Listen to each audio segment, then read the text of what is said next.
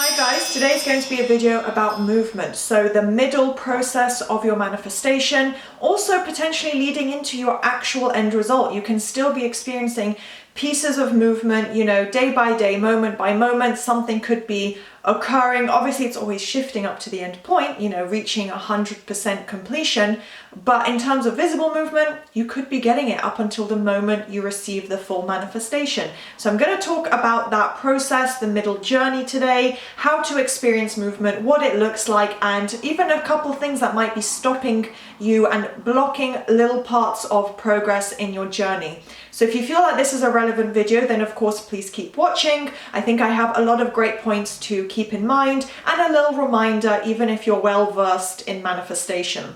So that is today's video topic. You can also work with me one-on-one. If you're not new here and this isn't your absolute first video watching me, if it is, hello, I'm Alexa, I'm a manifesting coach. But if it isn't, I still think this video would be useful. And you can also consider working with me one-on-one. Anyone who thinks they might benefit from extra support, if you want a lot of questions answered about your manifestation, then I am here to help with that. You can start with a very, very affordable, inexpensive £2.99 monthly membership. The join button is right below. It's really easy to sign up, and you can sign up there and get an exclusive monthly Q&A with me, or everything else will be on screen. All my coaching, everything is popped on screen in all my intros. So pause the video and take a look if you want to coach with me. And now let's jump right into the video.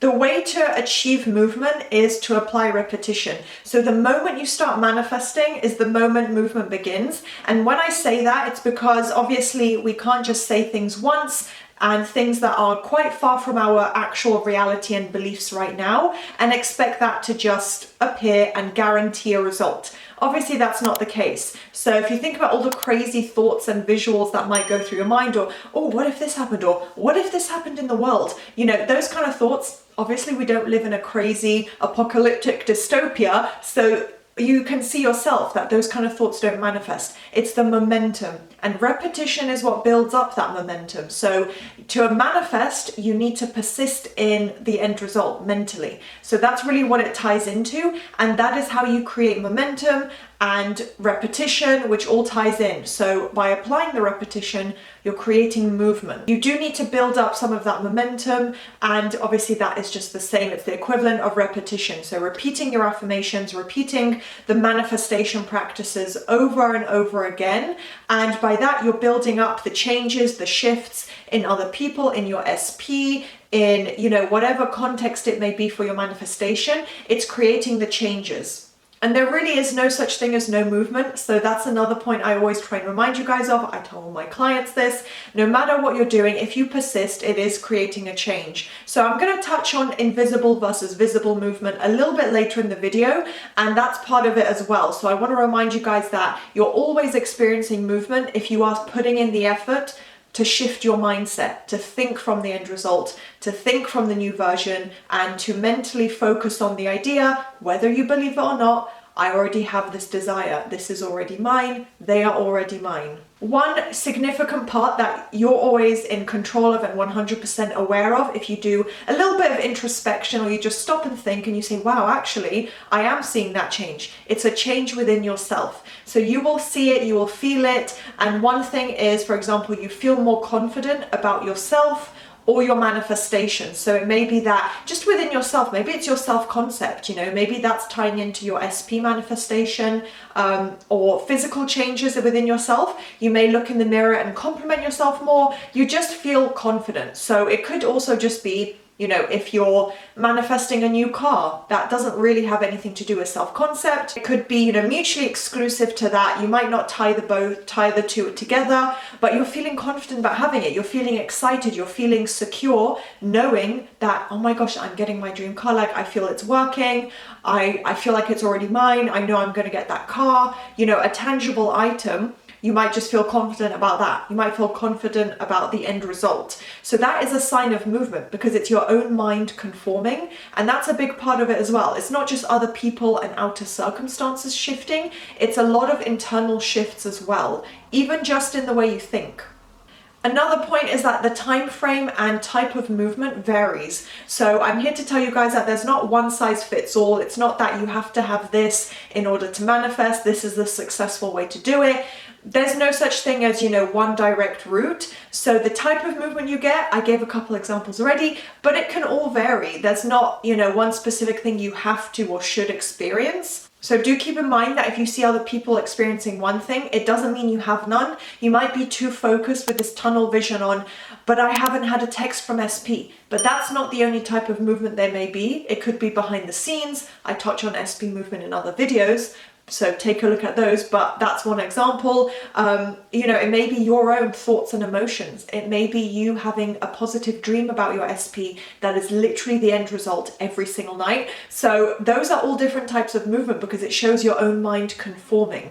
So a dream itself is just a bird before land, but the fact that your mind is thinking that way, that is the movement. And like I said before, about the point of it being visible or invisible, but people usually experience both. So it will be, something visible, like someone literally texting you something, saying something to you that shows your manifestation coming in, seeing things on the news. Maybe it's like a national overarching thing where it's saying, people traveling to Spain are going to experience really amazing weather.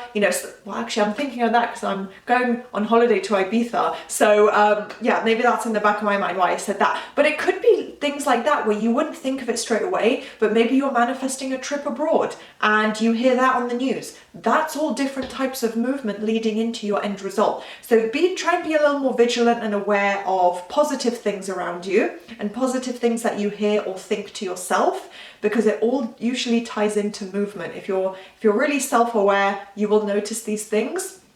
And then invisible could be, like I said, behind the scenes with your SP, maybe just very slight subtle changes in your emotions, in the way you think about yourself, in the way you think about your manifestation. You're having fewer negative thoughts. This is all movement because you yourself, of course, have to conform as well. It's not just externally. You are internally conforming to reach and become the person who has that manifestation.